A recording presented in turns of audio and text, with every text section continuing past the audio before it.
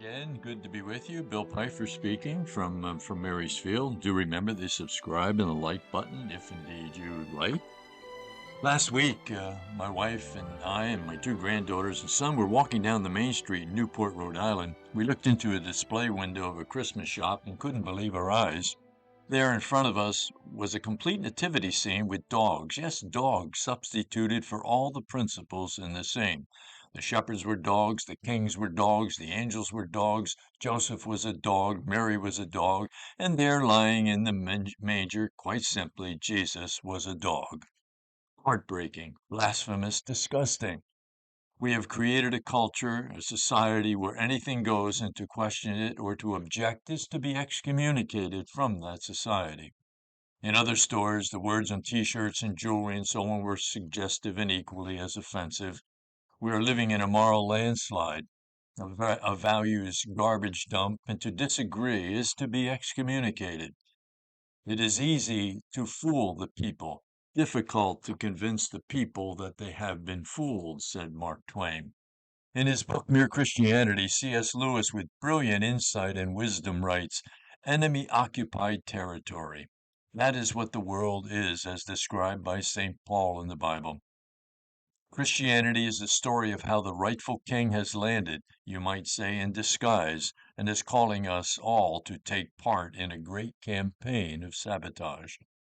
I suspect few believers today don't realize that they are living in enemy-occupied territory. How about you?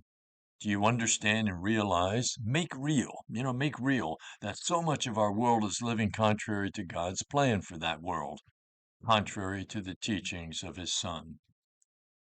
Recently, a well-known secular anti-Christian advocate, Naomi Wolf, wrote a shocking article that said, quote, I don't think there is any explanation for how quickly things have reversed in our society other than supernatural power. Can you believe it?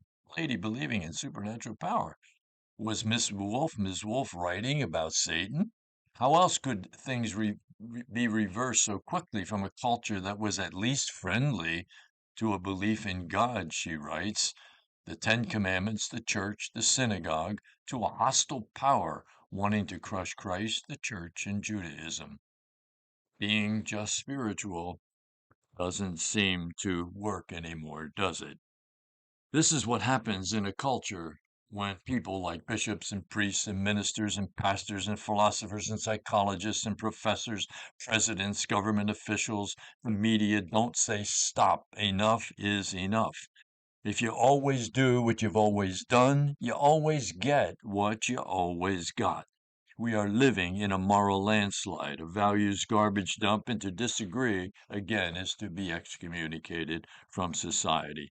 It's easy to fool the people, difficult to convince the people they've been fooled, again, says Twain, huh? There is no right way to do the wrong thing.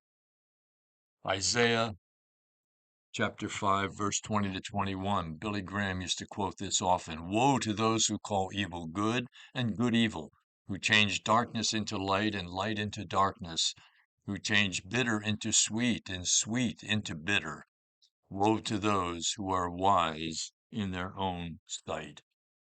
In Romans 12:2, do not conform yourselves to this age, but be transformed by the renewal of your mind, so that you may judge what is God's will, what is good, pleasing, and perfect. Romans 12. We're in a mess. We're in such a mess, huh? No, there's no right way to do the wrong thing. It's just the case the way it is. Happiness tomorrow always depends on doing the truth today. Good to be with you. God bless.